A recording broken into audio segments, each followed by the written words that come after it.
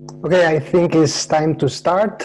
Welcome everyone to this online webinar of the Reuters Institute. My name is Eduardo Suarez. I'm the head of comms of the Institute, and I will be the chair of the event. First of all, we thank you everyone for being here. We know how difficult, how busy these times are for you all, and we thank you for your hard work.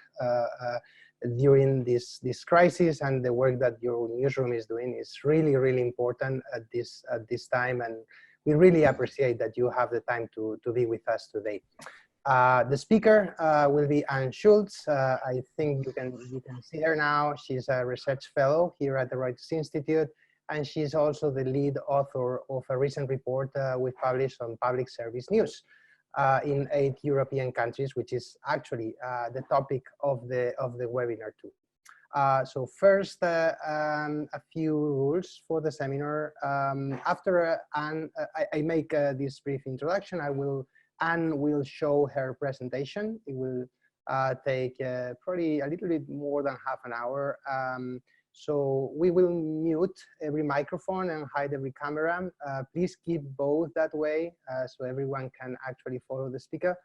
And of course, you can always send questions at any time by dropping us a message through the chat function that you should see on your screens right now. The webinar will finish in an hour or so. So without further ado, the floor is yours. And thank you. Thank you so much, Eduardo. Hello, everyone. I'm Anne. I work in Oxford from at home. I hope wherever you are, you're safe and well and dressed appropriately for this talk here. It's exciting to see how many people are interested in public service news. I have prepared many interesting things for you to share with you. And I might have to run through some of them a bit quicker than I'd like to, just because I couldn't leave anything out that I thought was interesting. So this is on the challenges and opportunities of public service news and how people use public service media and public service news in particular.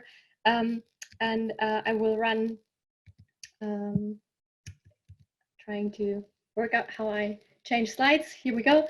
This is sort of the schedule. So the first part will be on public service news in routine times. And I will basically focus on some data and some results that we have published in the SET report on public service news use in Europe. And then I will move over and look into public service news use in election times and focus on another report that we have published in the beginning of this year. This will be UK only, but still I think very informative for the questions that we're looking at here. And then the second half should focus on public service news in the pandemic, and just saying this already here that I do not have, or we do not have our own data on this yet. But what I will do is that I will illustrate certain measures or different measures that different public service news broadcasters in Europe and outside of Europe have taken as a response to this crisis. And I will also draw on some data that others have published to illustrate what the demand side of things is saying at the moment. Finally, and this is the most speculative part here in this presentation, I will try and discuss some of the challenges that public service news broadcasters have had, mainly in routine times, which I will cover in the first point, and see in how far, if at all, this crisis can offer an opportunity for public service media to overcome these challenges, and also discuss if maybe new challenges arise from this. So that's it. That's the schedule. You know what's coming. I will start right into the data here with this chart, which is out of that public service news report that we've published last fall. I'm going to lead you through this quite slowly here first. There's more charts like this to come, and I will be quicker on those, so pay attention here if you want to learn how to read these.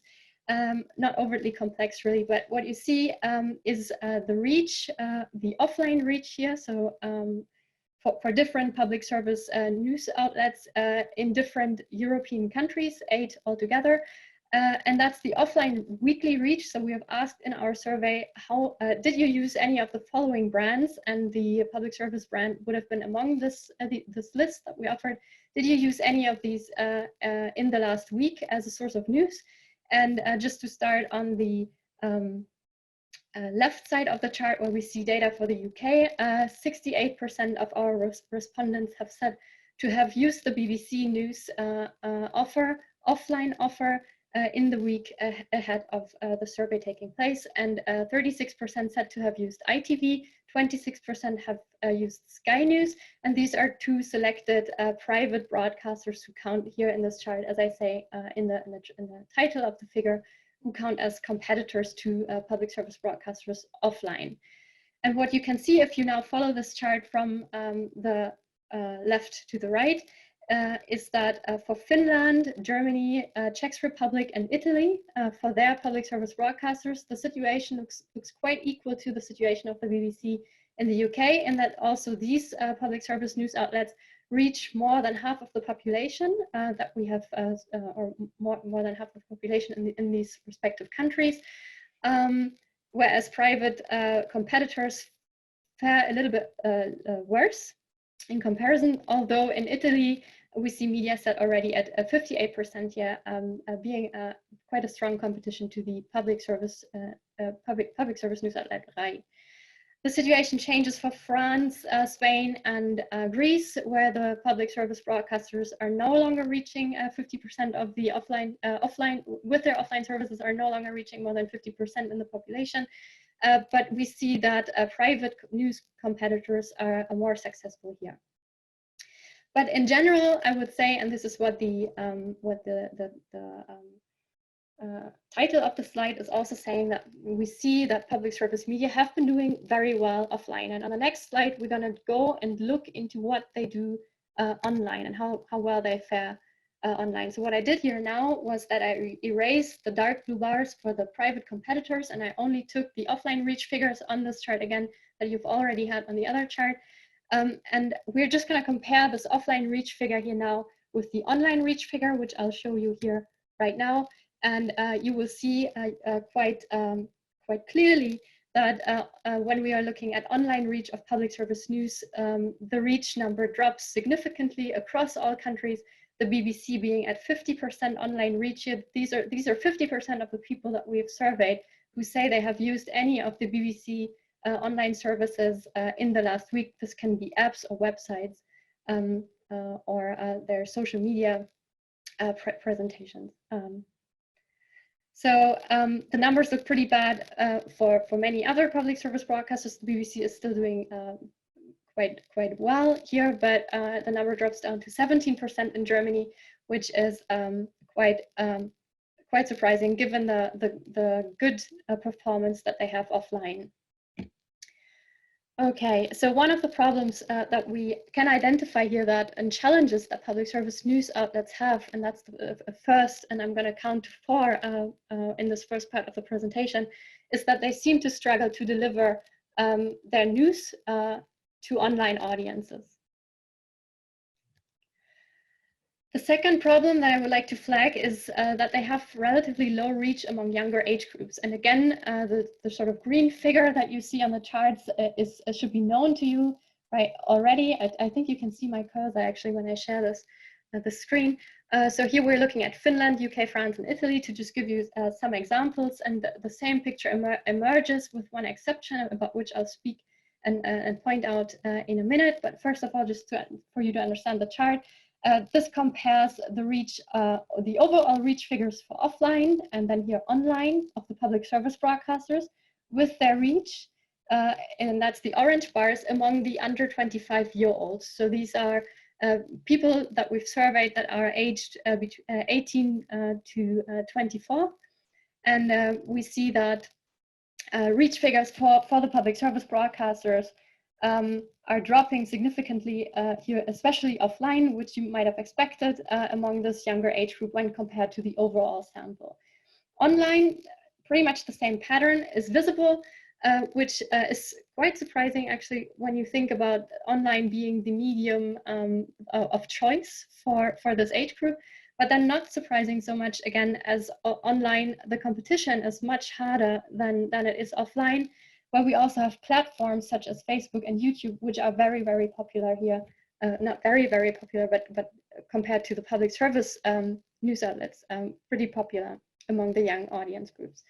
This pattern is similar in France and Italy, but it looks a little bit different for the BBC, which fares pretty good among the under 25s online, where we see that actually the number for online users in this young age group is higher for the under 25s than among all, which is at 15. So still across other public service broadcasters, there is quite a low reach among younger age groups. Third problem to flag, they have a very low reach among those with limited formal education. And this is a new sort of new type of chart. It shows you difference scores. So when you see a bar going up above 0, this will show you that a news outlet or a news source is having a higher reach among the least formally educated compared with the highest formally educated. And when a bar drops down, you see that a news outlet or a news source has a lower reach among the least formally educated compared with the highest formally educated.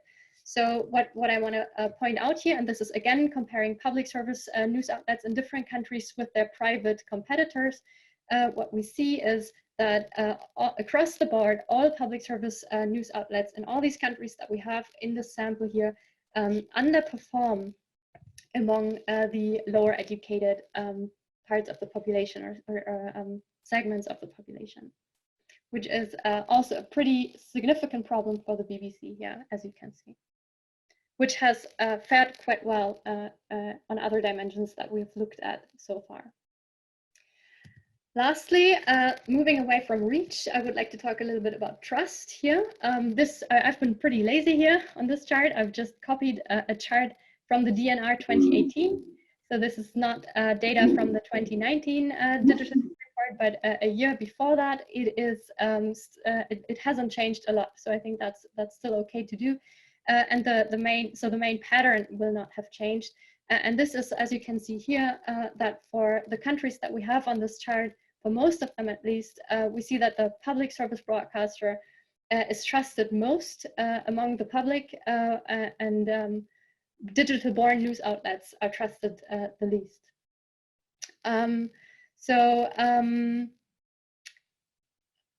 This is an important message to remember when I talk about the next thing on the following chart,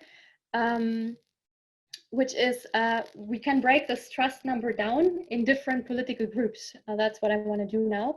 And the political groups that I'm talking about here are populists versus non-populist citizens. So we have people in the population that support populist politics and populist ideas. And we have measured this in our survey to differentiate these two groups. So there is a share in our survey that support populist ideas and a share that doesn't. And here we have these different scores again, and we see that for all public service broadcasters, populist citizens will trust public service news outlets significantly less than non-populist citizens. So that's all of what you can see here. Pretty significant for Germany and ERT. I didn't talk about the scale on which we measure it, which I should have done probably. So we measure trust here on a scale from 0 to 10, 0 meaning not trustworthy at all, and 10 meaning very trustworthy. And so you see here, when we are at a different score of minus 0.95, we see that populist citizens in Greece trust the Greek public service outlet ERT less by almost 1 point on that scale. But as I said before, it's important to remember here that in general, trust scores are still extremely high or pretty high for public service news outlets in different countries. But among populist citizens, it looks like there is some sort of a problem here. And I will get back to this later on in the end. So just to summarize this here, there are 4 challenges that public service news are facing in these political routine times, which has been the first point in the first part of this presentation.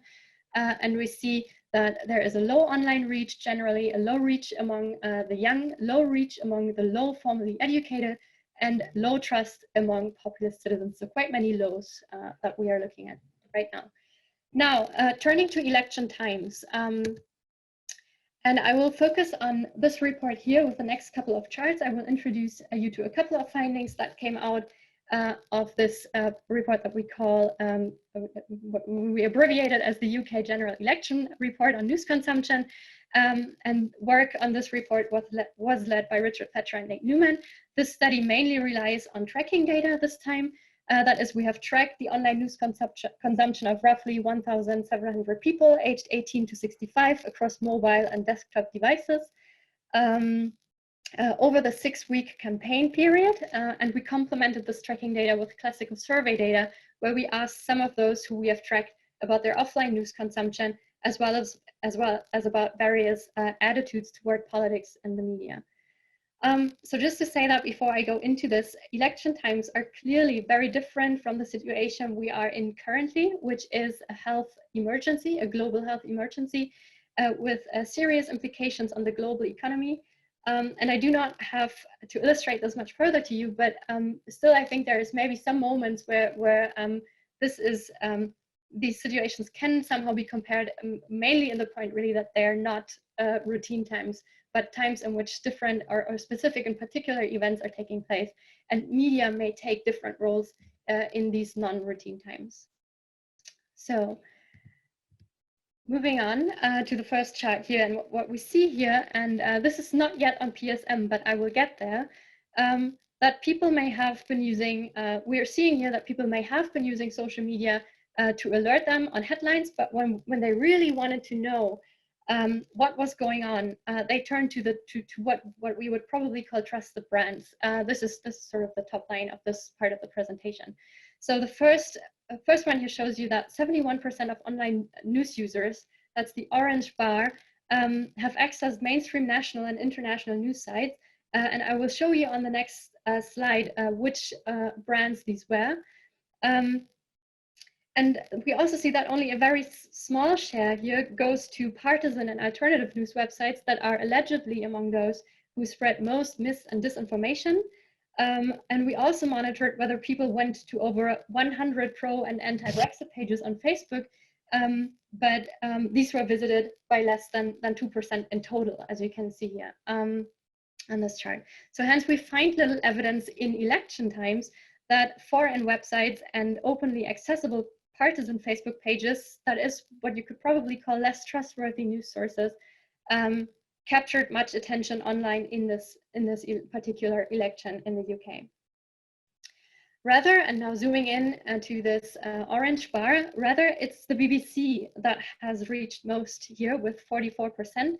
And then we see a rather large gap open to the second most used outlet, which is the Mail Online. The BBC also takes the lead on this when we go by time spent or the number of pages used. And I do not have these on the slide. No, I don't. I just have to check. I don't have them on the slide, but they also take the lead when we go by different types of figures. So much of the time that people spend with news online during election times is with brands that have an obligation to be impartial as this is true for public service news organizations, which is the main point I wanted to make here. And another way to illustrate how trusted brands matter, or brands with an obligation to impartiality, is by looking at the hour-by-hour consumption of news websites to follow the election results. So you see a timeline here on the bottom that carries you through the last 2 days of the election on the y-axis. And on the y-axis, we trace the total minutes spent by our panelists. So traffic to the BBC was around 4 times higher than its nearest competitors, which are Guardian and Mail Online in this chart. During peak times, which I pointed to with the arrow, which is when election results were announced, or not election results, but the exit poll was announced in the morning, or when Boris Johnson was holding his acceptance speech at 7 a.m. early in the morning.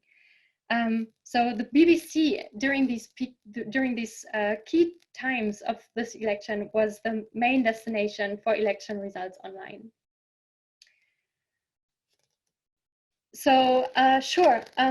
I think what I want to say here still is that the BBC got criticism during the campaign from the left and from the right. It was in a very polarized situation, and coverage was attacked from both sides of the political divide. But our survey shows, and I'm moving on to the next slide here now, that the majority of the people who we've surveyed, in addition to this tracking data that we've done, felt that the BBC had actually done a good job in this election. So this last chart here shows you that those 4 outlets in the UK, which have an obligation to be impartial, are rated best regarding their election coverage. And one of them is the BBC, as you can see. And this chart is, just to give you that information, it's ordered by the ratio of good versus bad. And the higher the good share, the higher up a news outlet will be in this chart. And the BBC has 43% of people who say they did a good job and is not comparable to others with that high sort of number of support for their reporting. But they also have quite a big group of people who didn't like their reporting about the election and said they did a bad job, with 14% here. I'll stop here and move on. I'm happy to respond to any other question on this in the end, because what happened next then was this. The big question here now is, how has this changed public service news provision, if it has changed at all? And does this change audience behavior at the moment and attitudes toward public service media? And if it does, will these changes last? Or what part of it will last? These are big questions, and they are all empirical. And I do not have the data, as I said in the beginning. I do not have the data yet to give robust answers to them. But what I will do in the second half of this talk is to go through some examples and illustrate what public service media organizations have done in order to react to this crisis, and then also look into some news consumption data that I was able to find to see what is happening on the demand side of things. And then finally, I will get back to these 4 challenges that I have flagged in the beginning based on our previous data analysis, and discuss really, really briefly, as all of this is highly speculative, if the crisis offers an opportunity to overcome any of these challenges. So as I said, I will go into some examples now. And before I do this, I would like to point out that we're talking about news organizations, like when we are looking at these things now, we're talking about news organizations that have often been criticized to be moving extremely slowly and to be very inefficient. Against this background, I think it is quite amazing to see what they have done and what they have undertaken. So I will start with a very obvious candidate, which is the BBC in the UK. They have made a big statement already some weeks ago, which you can find when you click on the link, which lists all the things, all the measures they have taken. There are quite many, and I can't really go through them all here. Much of this will maybe be familiar to you as well anyway. And we have the Director General, Tony Hall, here saying that also in this sort of press release that they did, that it will take time I can't read it because I'm sometimes seeing other things popping up here. So it will take time to overcome, I think, from the challenges we all face, but the BBC will be there for the public all the way through this. To emerge, now I can see it. So it will take time to emerge from the challenges we all face, but the BBC will be there for the public all the way through this. And I guess it's up to every one of us individually to judge if this is reached in any way by the measures that have been taken. As I said, they are extensive. Just to focus on what they did, how they do their news provision right now, looking into their news app and the screen grab that I have here. And I think what you can see is that they lead with lots of news that you can use, directly responding to questions many might have at the moment, helping people to navigate through this crisis. And this is of course complemented by some stories about numbers of deaths and viruses and virus-related political measures, but these are hidden and maybe further down in the app or in other layers. But they lead with very constructive information, I would say. How can I get tested? What are the rules for exercising, and so forth. In addition to this, they're offering exercise classes for older people, many types of religious services, recipes and advice on food for older people and low-income families, according to their statement. They do a lot on education programming for different age groups, and I will talk about this using other examples a little bit further and in more detail in a couple of charts. And they're also launching a whole new iPlayer experience for children. They have stocked up on their entertainment, etc., etc. Moving on to another example, which will be Italy. Can't move my chart, here we go. As Italy is one of the most affected countries by this virus, I thought it would be interesting to look into this case. And I thank Alessio Cogna, who has provided some information. He was a former research fellow with us here at the Reuters Institute and is at the moment in Rome. And he sent me the same link that also the BBC has that you can click on if you're interested to read this further. I have auto-translated this, so some of the quotes that I'm offering here might actually read a little bit differently in Italian. But as serious as the crisis is in Italy, as serious is also their public service news or their public service broadcaster. One of the first lines you find in the statement is less entertainment and more information. So taking the news part, information part very seriously. But then if you read further down, you will find that they have also that they're also providing more culture, as culture doesn't stop. RAI has strengthened the offer on arts and history with a cycle on theater and literature. And they also do a lot on the education side of things. They have RAI Scuola, which is an infrastructure that they've always had. It's a channel that has been that has broadcast a documentary and cultural and educational program in Italian and English all along. And they are able to use this infrastructure now and reshape it to offer content that's more aligned with the needs of the people right now in this crisis. This is an advantage, I think, that public service broadcasters have, that in many cases they already have quite a good infrastructure that they can now sort of tweak in the ways that they need it, and something that maybe private media in this extent do not have and cannot do. Also, as something that also others are doing, of course, they have implemented a new structure against mis and disinformation, a task force, as they refer to it themselves. From an operational point of view, this task force, they say, will create a database involving doctors, virologists, epidemiologists, scientists, etc., who will, based on their expertise and knowledge, will contribute to giving correct information and to expose fake news. And I'm citing Fabrizio Salini here, who is the CEO of RAI. And as I said, this might translate completely differently if you actually are able to speak Italian. He said something in the lines of fake news is poisonous, both scientifically and socially. And these are two sectors in which Fabrizio Salini thinks public service must be in the field. Moving on to Germany, ARD, Tagesschau, where I feel pretty much at home. That's a news outlet I rely on heavily. So I'm just going into full disclosure here. I'm not unbiased when I talk about this. I will focus on their social media news distribution because I'm not doing that in that detail for other news outlets or public service news providers. So first of all, I would like to look with you at what they do on Instagram, because I thought that's pretty interesting what they have here.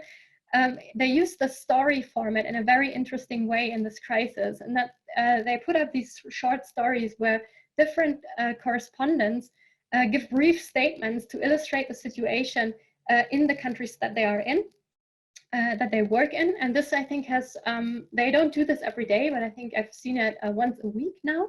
They might increase this. I don't know what the resources are for this. But here you see their correspondent from Poland, and then it just goes on. You can click through. There's South Africa giving a brief statement on the situation in South Africa, India, Brazil, France, and China, which is where I will stop. And I think this has two very interesting aspects. One of which is that it brings across pretty well the international dimension of this crisis to those who are watching this or who are following this. And at the same time, I see a news literacy moment happening here where the public service broadcaster is showing to an anticipated younger audience, which is on Instagram, how international also the broadcast organization is, the public service news organization is working. And that they have all these correspondents in these countries that can offer this, what they offer here. Next will be TikTok, where Tagesschau is on, and I haven't seen many other public service broadcasters there yet. It's a complicated situation, as it is with every platform. So maybe that's the reason for why others have shied away here. At the moment, Tagesschau is there. 409K followers, which isn't really bad. And just to put this into perspective, not being really serious here, by the way, I looked into the follower numbers of the Kardashians to compare this with Tagesschau. So this is a good old trick to estimate popularity on social media. So I went for Kim Kardashian first to find out that she's not even on TikTok, right? She's not even there. At least I didn't find her, but if you find her, let me know, and let me know her follower numbers. And then next would be Kourtney Kardashian, and she has actually 480K followers. So beating Tagesschau here by 80K, which isn't so much. And then we have Khloe Kardashian, and she is at 270K followers. So she's beaten by Tagesschau, which is a public service broadcaster from Europe, and I think that's pretty interesting to compare with. So I don't know if I would tweet about this, but yes, on TikTok, Tagesschau is, in terms of its followers, clearly keeping up with the Kardashians. Now, looking into what they're doing, which is actually maybe more interesting, here we have Anna, which is a young journalist. They also just feature really young journalists here, in my view, and she is explaining using really nice data viz the principle of flattening the curve here in this screen grab. And then there is another one who is addressing a topic that is very interesting to many of their anticipated followers on TikTok, which is the potential cancellation of the final exams after 13th grade, which haven't been cancelled in the end, but she's explaining the situation before this decision was made here in the screenshot, talking about what are the ideas in different German states, because that's all federal, so different states put in different ideas of what could be done. And she is going through these and explains that here, and also lets some politicians speak or illustrates what some ideas of politicians are. And she's very serious about this. So I think this is also maybe interesting to learn that not everything on TikTok is just fun and music and play, but that's actually serious journalism happening there, targeted to the young audience, and really helpful, I think, in this crisis for the young people. Okay, trying to look check for the time. I think I'm doing okay. Moving on to Greece, and here I thank Antonis Kalogeropoulos, who has also been a former research fellow at the Institute, who is at the moment in Athens. And he has talked to me about what the Greece public service broadcaster is doing. And just to give you a little bit of background here, EPT is one of the financially worst equipped public service broadcasters in Europe. And this is important to keep in mind because it will probably change how we judge the measures that they've taken, which are quite substantial, even though they don't really have so many resources. They have two channels here, which one of which is ERT1 and the other one is ERT2. And ERT1 is very serious on the news business as well, pretty much a little bit like Italy maybe. They will have a continuous news program from 5:30 a.m. to 10 p.m., followed by yet another bulletin at midnight. And ERT2 is the channel that's dedicating some of its mornings to educational content in partnership with the Ministry of Education, and the programs are directly related to the curriculum. Just to give you an example of how this looks, I think my Greek isn't really good, but I think that's mathematics, and this is how the Greek classroom looks like. We have a pretty serious looking teacher sitting there wearing gloves as she should be, and she's explaining triangles, I think. If you want to, I can send you the link and you can explore this further. One important thing that is happening here, and something that I want to point out, leading back to one of the first challenges that I have pointed out in the beginning, which is that some public service news organizations are struggling to reach online audiences. in order to make space for their news program on the broadcaster on ERT1, they had to move, and this is what Antonis told me, they had to move many of their foreign and domestic TV series and movies onto their websites, pretty much following the example of the BBC iPlayer. What is, and I hope he's happy that I cite him here like this, which points out again, and that's been pointed out regarding many things during this crisis, that it apparently takes a crisis to digitize. And I don't want to sound unfair here, but many public service news organizations have had very different levels of digitization ahead of the pandemic for different reasons. Some were ahead and others were behind. And sometimes this might have been a matter of choice and priority, and some might say a matter of false priorities. Some have just been taking it slowly, and sometimes that's maybe just been due to a lack of financial resources. Not only talking about EPT here at the moment. So now, in those cases where there was a choice, I think that the coronavirus has removed this luxury of choice, and the crisis is sort of accelerating the transformation of PSM's digital offer. And the Greek case is kind of illustrating this to me here quite neatly. So there is a chance, I think, that things will equalize maybe a bit in the future due to this pandemic, but we will have to wait and see. And I will move on to the next case here, which is RTV in Spain, which has, as many others have as well, also is also offering an education program online and also broadcast. And I thank Eduardo here, who gave me some information on the Spanish case. So according to him, they did this in no time. So they have also here been reacting extremely fastly. And this new content, so this is actually new content that they offer, is often, of course, complemented with content that is taken out of archives and made available again online. In many countries, as I've said, this is in sync with the syllabus or curriculum, and it is broadcast via the traditional ways. But there are also interesting online learning tools for kids and parents to explore. So when schools closed down, public service broadcasters and not private media took on the task of providing educational content to those who now had to stay at home. And while this will, of course, never replace schools, it may, at least for some, be a temporary aid, for example, where children are occupied with some sort of sensible content that may help them, the kids, to stay connected to schools, and that will give parents a break, maybe, yeah, a break they really need, probably. So the fact that it's often broadcast and made available online could probably help to overcome some inequalities here. I don't want to overemphasize this, but there is a chance, as there are some children who have no internet and others who have no TV. So it's just really important to offer this via different channels, I think. Just one more example here, leaving Europe for that last one. One more on education, because I thought I was pretty entertaining, coming from Japan. Here I had the chance to speak to our journalism fellow, Kohei Tsuri, who is working for NHK, the PSB in Japan. As some context here, Japan was one of the first countries to close schools, and NHK has taken on this task and is very serious about it too. According to Kohei, NHK has always had a website for educational content. Again, that's the infrastructure that they already have, and they're now using it making good use of it for this new purpose and new challenge.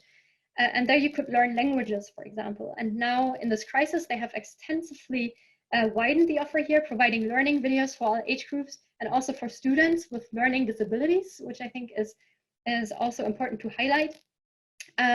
And they also, so these are some science clips that they have that you can watch, 3,555, as you can see here, social studies, and you can scroll down and there's much more. And I can, if you have the time tonight, or if you don't know what to do with yourself anymore, I can recommend to click on this link and go into the sports and arts offer of NHK. I'm not gonna lie, I probably spent a little bit too long on this website going through these videos that teach you what I think must be traditional Japanese dances. So yeah, check it out. It's also good music and everything. More seriously, again, NHK, as also others, are also providing information in languages that are spoken by groups, migrant groups, which live in the respective countries.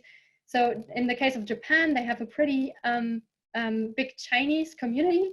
And from the beginning on, they have used this website here, which has already also been in place before. So this is not new, but it's been there and they're using it now, and they're probably really happy they have it, and are translating all the measures the Japanese government is taking into Chinese, so that also people who are not capable to speak the Japanese language to understand what's going on and how they have to behave and how things are changing and how their life is limited by different measures and etc.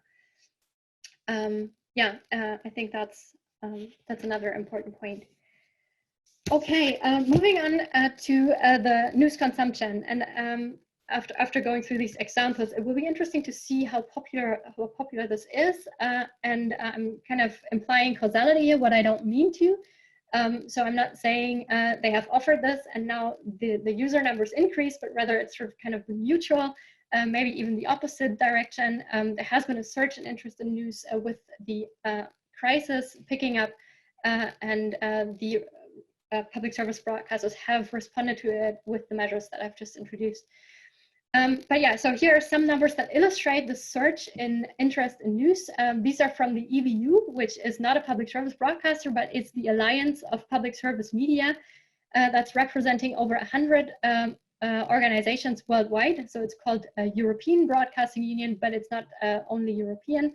In this case here, they provide on their website, and I'm really thankful for this data, they provide data that's been provided by 18 EBU PSM organizations. So 18 of their members have provided data on the performance of their broadcasters and online news services. And the data focuses on the time between January 1st and March 15th, and it compares it to the same time span in 2019, right? The focus is on the main evening news bulletins of public service media, and all of the numbers that we're looking at here will demonstrate equally well that there is an insatiable demand for content right now that is being produced by public service broadcasters. So here on the broadcasting side of things, reach of public service media evening news has doubled across the 18 EBU members for which they had data when compared to the 2019 figures. Daily viewing has increased by 14% on average. And then also quite strikingly among the young citizens, we see a daily viewing that has increased by 20% for public service broadcasting. Online news provision, and that's also what the chart is relating to that you see on the right. PSM daily reach of online news websites is up by the factor of 2.7, and it's increasing with the the longer the crisis lasts, the more online news use we see here for public service news provision. Pretty clearly, and the gray bar is showing you what the numbers were for 2019. Looking into the BBC, and these are all numbers that I've picked up from news articles. Some have been published by the BBC themselves, others have been in private media, but it's difficult to compare them because they refer to different points in time and different time spans, but I've tried to flag it everywhere so that you can judge this yourselves.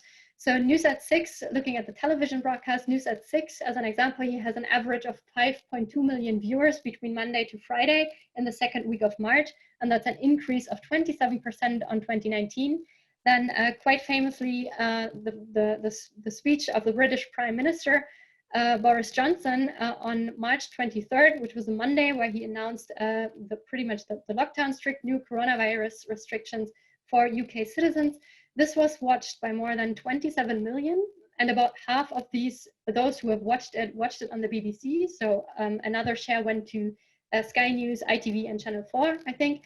And this doesn't yet count those who have seen it, seen the talk, the announcement online, right? So that's still left out of this number. So it's probably going to be even higher than 27 million. And this is judged or assessed and evaluated as one of the, in history, one of the most watched television events in the UK, which is quite remarkable. As we're talking about television, which is normally, I think that's what I should point out, which is normally said to be on decline. So in these sort of crisis times, as we also have seen it for election times, television seems to become more important again, the traditional way of news consumption. So online news, UK visitors were at 70 million unique browser users in the second week of March, which has been announced as the biggest week ever for the website.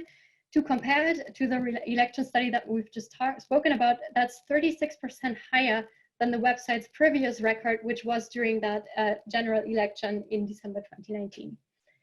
To move to look at our number of reach globally, as the BBC is also working in other countries. In the time between February 12th and March 11th, there have been over 575 million page views globally to stories about the coronavirus, which is also very remarkable. Now, I'm very happy to present these numbers to you here. These are numbers that were provided by Jan Rubner, who is the head of the BR Science Desk. And I thank Alexandra Borchert, who has put me in contact with her. And I'm allowed to show these numbers as well. This has been signed up by their CEO. Very happy about this. So just some context here first. BR is part of the ARD, about which we've been speaking about a bit earlier. And it covers the German region of Bavaria. And it's, I think, an interesting case here, as Bavaria was the region that has reported the first corona cases within Germany and within Europe. So the BR has been starting to work on this topic very early on compared to competitors across Germany. And they noticed that after the numbers have first surged substantially, this increase was somewhat reduced when also others have started to work on the topic. So that's I thought was really interesting to hear. But still, the numbers that I show you on the chart speak for themselves. We see an increase of views to a regional public service broadcaster science subdomain. Yeah, I think that's all important to stress. From about 90K in January to something like 6 million in March. And I was also informed that this number for March is 10 times higher than the monthly average in 2019, 10 times, quite extensive. The BR has also reported to me that they're very successful on YouTube, where they managed to reach also younger users who might not have been in contact with the PSB that much before. And among their own products that they have on YouTube, the most successful ones are those that focus on the virus, as you might have assumed now. So here's sort of a screenshot of their offer on YouTube, on their YouTube channel. You see a lot of Söder here, which is not all too surprising. And here below is that YouTube channel that I am referring to here that these numbers belong to. Possoch Claire, which is Possoch is a journalist, and he is explaining things pretty much. And his most popular video has 3.8 million viewers on YouTube, and it's about the truth of the coronavirus, followed by Is China Lying to Us with 1.2 million viewers. And all these videos have only been up there for a couple of months, or for a couple of weeks, I'm sorry, and still they have reached so many. They also told me that there are also corona unrelated videos on their channel that have more views, I'm sorry. But these will have been on the platform already for a year or longer than that. So still these things here are quite substantial. These numbers here are quite substantial. All this leads, I'm sorry, I need to get the name right. All this leads Jan Rubner to conclude with the following, and I thank her for this quote, to say that PSB are a winner in this crisis. Looking at the numbers, I think this makes sense. I hope she forgives me that I, of course, cannot leave on this high note here. On this next chart, I will look into some challenges that have come up during this crisis that haven't been there before. So challenges that maybe add up to the challenges that we have talked to in the beginning that have been there ahead of the crisis already. And now new challenges are added despite the high user numbers that we have just seen. Not everything is looking great. So some of these things are also touching up on all other types of occupations, and also within journalism, other journalists, not only public service journalists, will be affected. There is a real danger in many journalists catching the virus and getting sick, and this has consequences, as we can see here. And I'm drawing on an example from Czech Republic now, about which I haven't been speaking yet. This is via the EVU website, where we see Pavel Vondra, who's working for the Czech Radio Plus.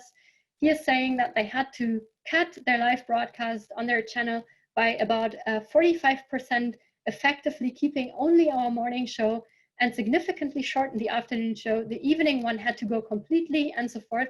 So not every public service news broadcaster has been able to extend their program. And there are also some that had to really cut it down due to the risk of getting their journalists infected, as working together isn't as possible as it has been before. Another challenge that's coming up is that there is a huge content gap arising as major sports events were being cancelled and production stops occur in the entertainment sector. I've listened to the ARD press conference where they said that ARD is looking at 20 days of program which they have to fill now, which they were planning to fill with the Olympics and with the Euro 2020, which are now not taking place. And they're starting to recycle old football games, for example. That's not going all too bad, as of what I've heard. They recycled just last weekend. They have shown a football match from the Euro 2016, where Germany has beaten Italy, apparently. So that's then termed a classic of football history in Germany. Germany has to win, obviously, for this to become a classic. And about 2 million people have seen this at the last weekend when this was recycled. So I think that can be a solution, maybe not long term. And they're looking at this. This is not obviously not concerning the news directly, but generally the situation that public service media organizations are facing at the moment. Something else, and I think this is a pretty important point as well.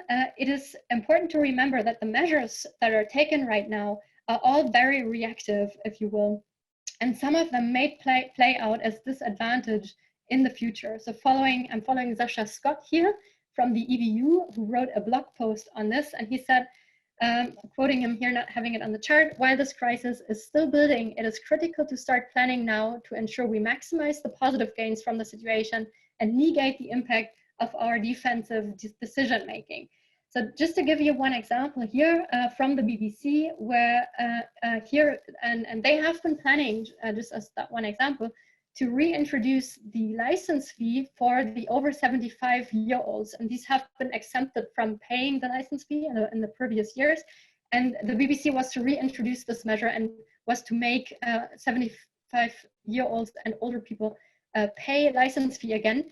And now, as sort of a probably kind gesture, this measure was taken back and put on hold.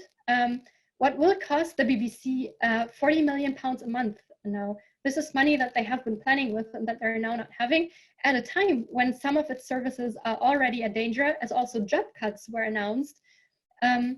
So in other words, this is taking money away from the corporation when it might really be needing it, and it will also need it in the future. And so yeah, the whole budget planning will need to be revised. And I'm following Sasha Scott here, as I said. It's better to think about this early than too late. But this will all have a repercussion also after the crisis is over. And then more onto the journalism, one last challenge that's coming here, I think is pretty clear, that also Corona reporting is being criticized. So that doesn't really stop. So always there's just some arguments that are being brought up. Always the same experts are being shown. Some issues are not covered. And then that's I think quite an interesting one, and I'll talk about it also on the next slide. When public service media are giving a lot of airtime to governments and leading politicians, they do appear more so than maybe ever in the past to be the extended arm of the government. So that's not me saying that, but that's an argument that I've heard being made, for example, by populist politicians. And I think this might be coming back at them once the crisis is not really fading out, but slowing down. Okay, now I'm almost finished. probably run over time by a lot already. So trying to go through this quickly. So going back to these challenges that I have identified in the first part of the presentation, let's briefly go through them and see if we can say the one or other thing about whether this crisis might be helpful in the sense of overcoming these challenges and looking at the low online reach for many PSBs that I've illustrated in the beginning. It might be true that this crisis is forcing PSBs to move online that haven't been very active there before for whatever reasons. So I've illustrated this using the Greek case a little bit. And then second challenge was the low reach among younger audiences. And I think with the move on digitization, reaching the young might become easier in the future. So there could be an opportunity here. The very young who get exposed to the educational content, I'm not really sure what that is doing to them. They might learn very early on about the public service broadcasters and that they might be associating this brand with more serious content, maybe also more boring content. So I think that that's a difficult line to walk on, but I don't want to speculate too much here. It's really difficult to say what this is doing to the really young people's brand relation here with public service broadcasters. I'm least positive about the third challenge here, which is on the low reach among those with the lowest levels of formal education. I can't really see how any of the things that are being done at the moment will continuously engage this segment in the population. Here's a suggestion on the chart. I was a bit shy to put it on there. Maybe it's extremely naive, but if the resources that are currently there for educational content are used differently in the future when this is no longer needed in this extent, then maybe there is an opportunity to do more to engage the least formally educated here. And then lastly, the trust problem among certain political groups. I can really see anything happening here, so that it is possible, I think, that politicians and citizens who have been critical about public service media come now to realize that these institutions can actually be quite useful when, for example, wanting to bring across critical health messages to the broad population. But it is just as well possible that populist politicians and their followers will go back to where they were. And I have Ben Moffat here with a quote that I have violated a bit. I hope he's not seeing this, really. And he was talking to Bloomberg recently about climate change, skepticism, and populism, and what this crisis is, if this crisis is changing anything here. And I think you can kind of relate this to public service media as well. So violating his quote and applying it to the topic we're talking about here, he would have said, maybe you cannot spend a decade arguing that public service news is nonsense and that you don't need license fees, and then turn around and say, actually, yes, we need independent journalism. So we will just have to see. We have to wait and see. And I'm closing here with a metaphor of which I'm a big friend, also because they can go wrong very often. So I'll cite Noel Curran here first, who is the EBU director, who said public service media organizations have provided a vital lifeline to millions of citizens throughout Europe during this challenging time. I would say I would probably agree to this, given the illustrations that I've provided here, or my judgment is based on the illustrations that I've done. But the harvest is yet to come, and I don't know how the weather is going to be in the summer. That's what I'm trying to point out here, that I can't really speculate and really predict the future. There are things that everyone who is close to agriculture will know this. There are things that the farmer can prepare very well in setting the right seeds, etc. But then there are also so many external forces that you have no control over. And we will, as I said many times in this presentation, we will just have to wait and see. And I thank you all for your attention.